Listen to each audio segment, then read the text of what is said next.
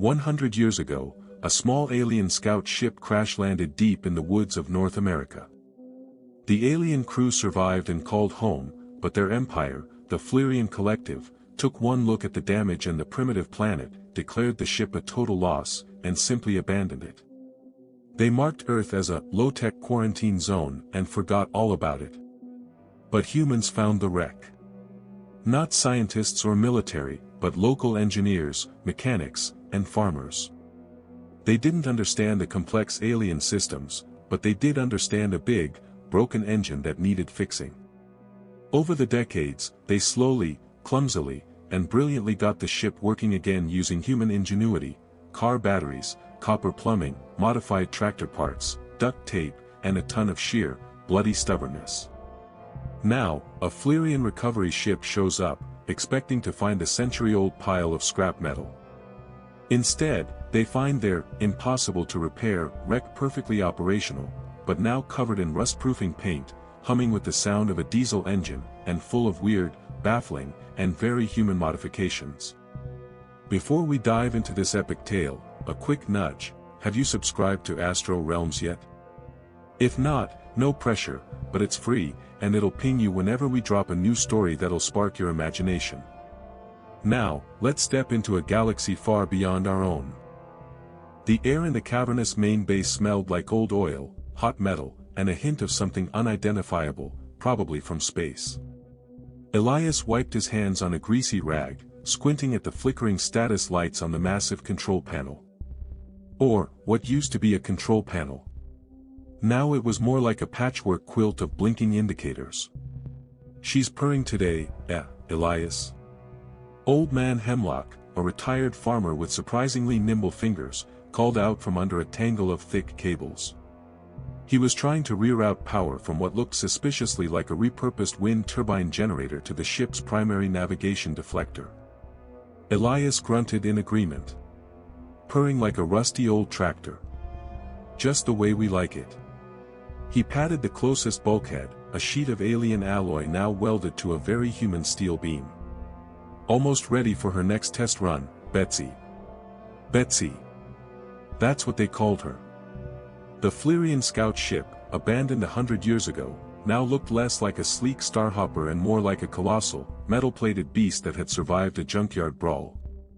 Her original, graceful lines were still there, underneath, but they were hidden by layers of practical human modifications.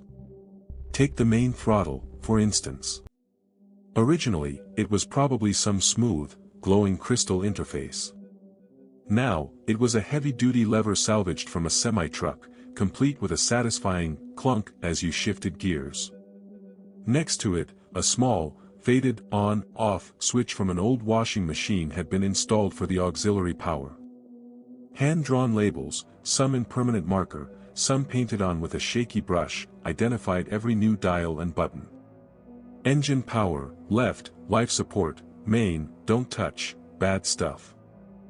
The ship sat in a massive, custom-built hangar, hidden deep in a forgotten valley. It was more barn than hangar, really, built by generations of locals who saw a challenge, not an impossible task. Sunlight filtered through gaps in the corrugated metal roof, illuminating dust motes dancing around the ship's scarred hull. On one side, a series of gigantic pipes, clearly repurposed from a hydroelectric dam, snaked up to what Elias called the atmospheric recycler. On the other, a row of ancient but still functional car batteries, daisy-chained together, hummed faintly. "All right, Hemlock, let's see if we can get that deflector humming," Elias said, pulling out a multi-tool that looked like it had seen 100 years of hard work. "Remember, if it sparks too much, give it a good whack with the rubber mallet. That was the philosophy around here. If it's stuck, hit it harder. If it's broken, find something else that works and jury-rig it in." The Fleerians, with their pristine ships and advanced materials, wouldn't have understood. But for Elias and his team, it was just another day at the office. 100 years ago, the crash was big news for about a week in the local papers. A meteor, they said. But old man Jebediah, Elias's great-grandpa, swore he saw something with lights. Jebediah and his buddies, all farmers and mechanics with a knack for fixing anything with an engine, found the wreck. It was buried deep in the woods, a smoking, twisted mess of metal and wires. "Looks like a big old washing machine that fell out of the sky," Jebediah had declared, chewing on a piece of straw. The Fleurians had patched up their crew and sent a quick message home. The response was cold and clear: "Ship is a total loss. Repair impossible with local resources. Abandon." They marked Earth as a low-tech quarantine zone and forgot all about it. But Jebediah didn't forget. He saw a challenge. The main fusion reactor, a truly baffling piece of alien tech, was completely slagged. "Impossible to fix," the Fleurians said. Jebediah and his crew looked at the melted core and just scratched their heads. "Well," Jebediah finally said, "it makes a lot of heat, right? And we need to make power. What else makes a lot of heat and power?" It took them 20 years, but their solution was beautiful in its simplicity, and terrifying in its scale. They didn't fix the fusion reactor. They replaced it. Piece by painstaking piece, they built a custom magnetic containment field. It was a monstrous contraption of copper coils the size of small houses, powered by a literal train of repurposed power plant batteries, all wired together with cables thicker than a man's arm. It wasn't elegant, it wasn't efficient, but it worked. It provided just enough juice to get the core systems online, albeit with a constant, low thrum that vibrated through the entire ship. The Phoenix, as Jebediah started calling it, slowly rose from its ashes, not through alien science, but through pure, unadulterated human stubbornness. Every generation added their own fixes, their own ingenious, or insane, solutions. The ship became a living project, a monument to the idea that if something was broken, you just needed to find the right tool, even if that tool was a sledgehammer and a roll of duct tape. Elias was just finishing up a tweak to the navigation array, which now used a modified satellite dish from a long-defunct cable company, when a shrill alarm blared through the bay. It wasn't the ship's alarm, but one of their own, hooked up to an array of cobbled-together sensors they'd scattered across the sky. A blinking red light pulsed rapidly on a battered tablet screen. "Well, now what?" Hemlock grumbled, peering over Elias's shoulder. Elias tapped the screen. A new blip, bigger and faster than anything they'd ever seen, was entering Earth's atmosphere. Its trajectory was unmistakable. It was heading straight for their hidden valley. He recognized the energy signature from the old Fleurian emergency beacon, long since deactivated, but its ghostly echo still lingered in their crude detectors. Elias just shrugged, a small, knowing smile playing on his lips. "Looks like the repair warranty finally expired." He picked up a greasy wrench and tossed it onto a nearby workbench. "Everyone, clean up your tools. Company's coming." The new ship was different. Where Betsy, their Phoenix, was a testament to resilience and rough-and-tumble engineering, this new vessel was a gleaming, silver spear dropped from the sky. It landed with an almost silent hiss of compressed air, kicking up only a small cloud of dust. No noisy rockets, no shuddering descent. Just a quiet, arrogant arrival. A ramp extended from its belly, touching down gently on the packed earth. Out stepped Captain Vex, followed by 2 guards, all clad in pristine white armor that seemed to shimmer in the afternoon sun. Their movements were precise, their faces hidden behind polished visors. Vex carried herself with an air of absolute authority, every step calculated, every gesture economical. She looked at Betsy. And she froze. Her head tilted slightly, an almost imperceptible movement. The ship was there. But it was all wrong. The sleek, graceful curves of Fleurian design were marred by crude, human additions. Thick, rusting steel plates bolted over alloy hull breaches. Patches of dull gray anti-rust paint covering original iridescent surfaces. A massive, multifaceted antenna made from what looked like old microwave dishes stuck out at a jaunty angle. "Captain," one of the guards reported in a flat, synthesized voice that came from a small speaker on his chest. "The target vessel is present." but not as catalogued. Vex walked closer, her steps slow, careful. She stopped a few yards from Betsy's hull, staring at a particularly egregious patch of red primer paint slathered over what was once an optical sensor array.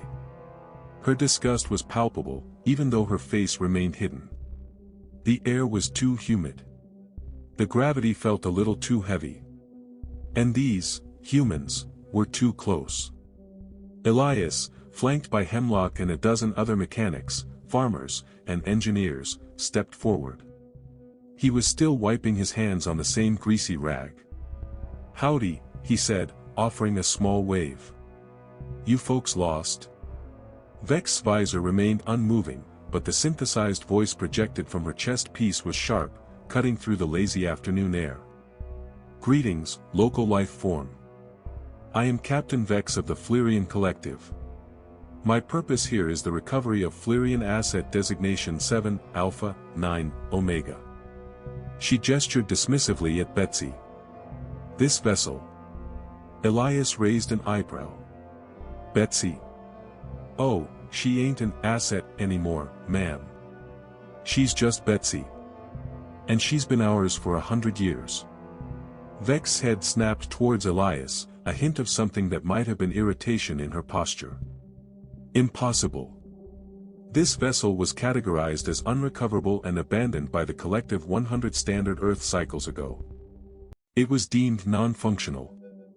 "Well, you deemed wrong," Elias said with a shrug. "She's up and running. Been flying her around the local area for a good 20 years now, mostly testing out the new solar panels we rigged up." He pointed to a large array of photovoltaic cells, clearly scavenged from an old power plant, bolted onto Betsy's upper hull. Vex's voice grew colder. "This is Fleerian property. By universal salvage law, any derelict vessel remains the property of its original owners. You are in violation of multiple interspecies protocols. I demand you vacate the area and relinquish control of this vessel immediately." "Hold on now, Captain," Elias said, a flicker of annoyance in his own voice. "Let me explain it to you simply. You left a broken car in my field for 100 years. You said it was junk. We spent a century of our time, our sweat, our brainpower, and our materials getting that car running again. Now it's ours. It's salvage, fair and square." "This is not a car," Vex retorted, a hint of genuine frustration seeping into her otherwise formal tone. "This is a Starship. A complex piece of Fleerian technology. And now it's a complex piece of human technology," Elias countered, puffing out his chest slightly. "We put a lot of work into her. She flies. She's got life support. She even plays AM radio now, thanks to Hemlock."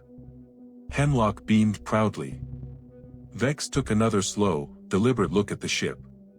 Her internal sensors, she knew, were reporting that the hull integrity was compromised, the energy readings were all over the place, and there were anomalies everywhere. Yet, it was clearly powered. And it was clearly whole.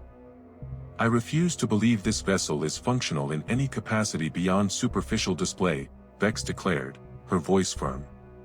"You have merely applied cosmetic alterations.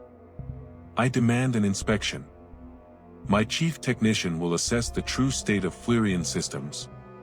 She pointed at Betsy. "I expect to find a hollow shell, not a starship powered by your primitive devices." Elias grinned.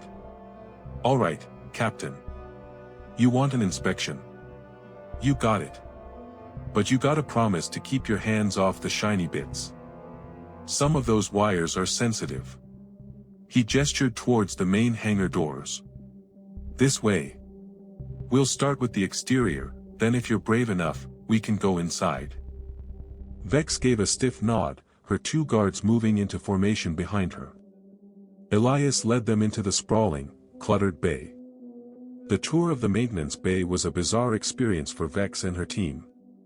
They walked past custom-built gantries made from old railroad tracks, towering hydraulic lifts cobbled together from tractor parts, and workbenches overflowing with tools ranging from high-precision laser welders, human-made, surprisingly effective, to well-worn hammers and wrenches. Vex's translator struggled to keep up with the technical jargon, or rather, the lack of it. "What is this?" "Duct tape?" she asked, pointing at a thick, silver strip holding together what looked like a crucial wiring conduit. "That's the universal fixer," Elias explained, a twinkle in his eye. "Holds just about anything. Good for leaks too." The Flearians were baffled by the sheer audacity of the human modifications. They stopped at the side of Betsy, where a large section of the original Flearian hull, a kind of self-repairing nanolattice, was now reinforced with thick, riveted steel plates. "This is barbaric," Ensign Clack, Vex's chief technician, finally blurted out. He was a smaller, wirier Flearian, clearly uncomfortable with the dirt, the noise, and the sheer mess of the human operation. "The structural integrity of the original hull has been compromised by this crude augmentation." "Compromised?" Elias scoffed. "Son, that hull had a hole the size of a barn door in it. These plates, they're keeping her together. Stronger than ever, if you ask me." He slapped the steel plate with a resounding clang. Clack flinched. They moved on. Vex observed hand-drawn labels, Fuel IN, next to a large, funnel-like opening that clearly wasn't original, Engine Access, Danger, next to a hatch secured with a heavy-duty padlock and chain, Recycle Air, Filter Clean Weekly, next to a series of visibly throbbing, commercial-grade air conditioning units bolted to the ship's side. "These indicator lights," Vex said, pointing at a string of what were undeniably old Christmas tree bulbs, blinking merrily in a row along the ship's side. "Are they functional diagnostics?" "Yep," Elias confirmed. "Green means go, red means stop, yellow means check it later. He winked. Clack let out a small, distressed noise. "This is illogical. These systems are not designed for such improvisation. The original schematics would be unrecognizable." "Well, the original schematics weren't flying, were they?" Elias countered. "Ours are." Vex said nothing, but the stiffness in her posture seemed to increase with every new human modification she saw. This wasn't just a broken ship. It was an affront. A blasphemy of engineering. The sheer nerve of these primitives, taking their magnificent technology and doing this to it. It was like watching someone try to fix a quantum entanglement device with a hammer and string. Except, somehow, these humans had actually made it work. Ensign Clack, pale and rigid, followed Elias through the makeshift airlock and into the ship's interior. The air inside Betsy was warm, a little humid, and carried the faint, comforting scent of oil, metal, and something that smelled suspiciously like coffee.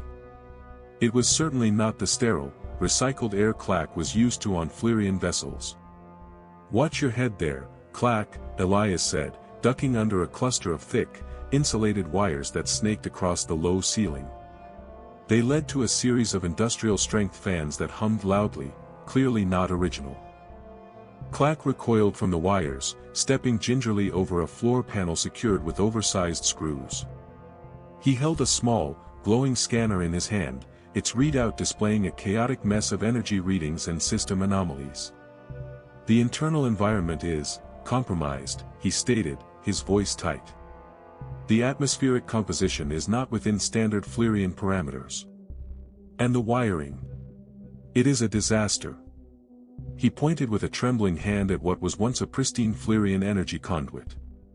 Now, it was a spaghetti junction of copper wires, automotive fuses, and what looked like a heavy-duty household extension cord, all held together with more duct tape and zip ties. "Oh, that?" Elias said, peering at the mess. "That's the reroute for the galley. We needed more juice for the microwave and the coffee maker. The original wiring was too thin." Clack's mouth hung open. "The galley? For sustenance preparation. You have integrated primitive heating devices into the primary power grid?" "Sure, why not?" Elias shrugged. "Gotta eat, right? Plus, coffee helps the late shifts." They moved deeper into the ship.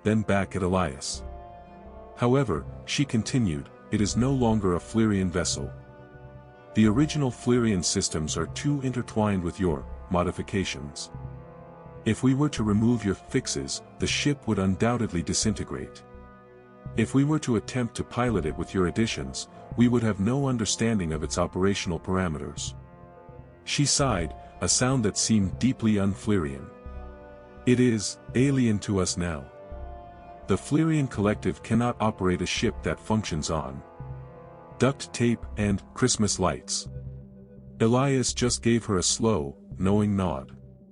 He'd seen this look before. It was the look of someone who finally understood that sometimes, brute force and common sense beat complex calculations. So, what do you want?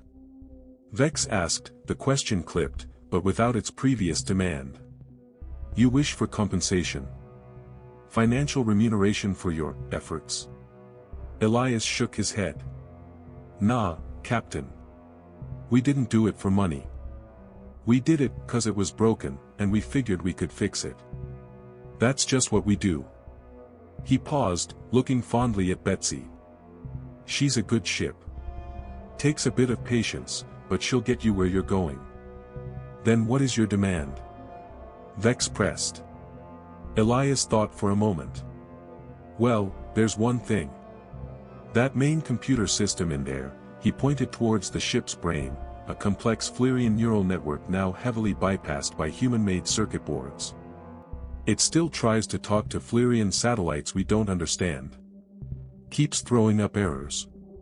We've mostly ignored it, but it'd be nice to get it offline for good. He looked at Vex. So, if you could just give us the parts list, or maybe a simple diagram, for how to properly shut down that original Flyrian main computer system. Then we can install a simple human operating system in there, something like what we use for our tractors. Just for navigation and basic ship functions. And, he added, you leave us alone. Let us keep Betsy. And you never come back. Vex stared at him, processing this.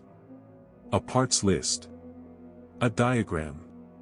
No riches, no political demands, just information to make their version of the ship run better for them. The audacity.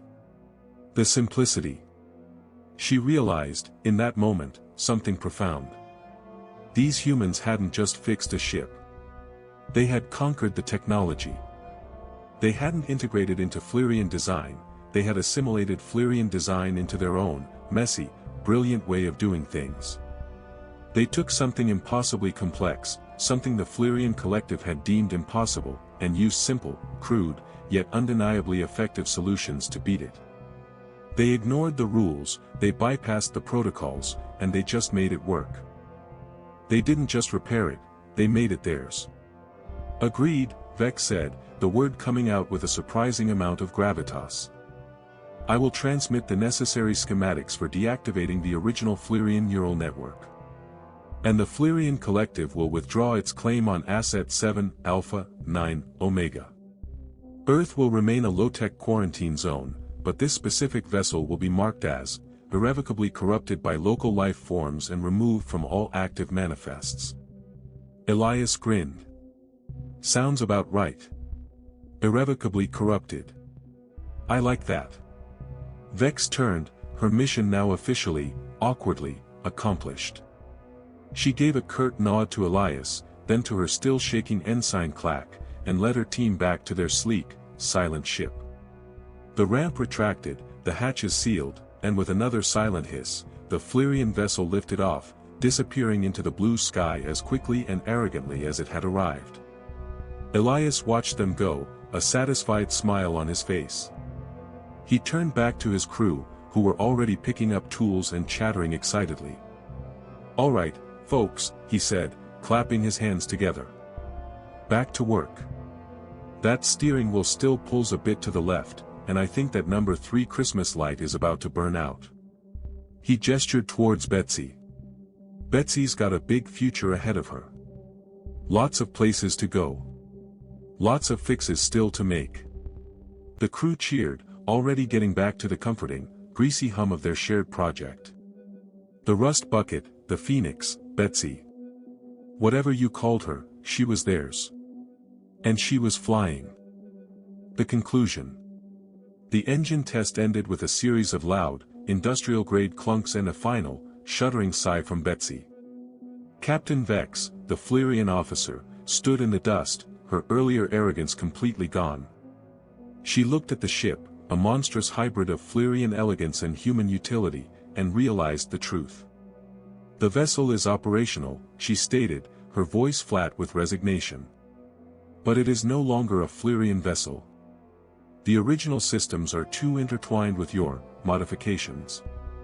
If we were to remove your fixes, the ship would undoubtedly disintegrate. If we were to try and run it, we would have no understanding of its operational parameters. It is alien to us now. Elias, the lead human engineer, just smiled. He knew they hadn't done it for money, but because the ship was broken, and they figured they could fix it. Vex, defeated, realized the humans hadn't just repaired a ship, they had conquered the technology by making it completely their own. They took something impossibly complex, something the Fleerian collective had called impossible, and used simple, crude, yet undeniably effective solutions to beat it. They ignored the rules and just made it work. Agreed, Vex finally said, giving up the claim. I will transmit the necessary schematics for deactivating the original Fleerian neural network. And the Fleerian collective will withdraw its claim. This vessel will be marked as irrevocably corrupted by local life forms and removed from all active manifests. Elias grinned. Sounds about right. Irrevocably corrupted. As the sleek Fleerian ship lifted off, disappearing into the sky, Elias turned back to his team. All right, folks, he said, clapping his hands together. Back to work. That steering wheel still pulls a bit to the left, and I think that number 3 Christmas light is about to burn out. Betsy, the rust bucket, was theirs. And she was flying.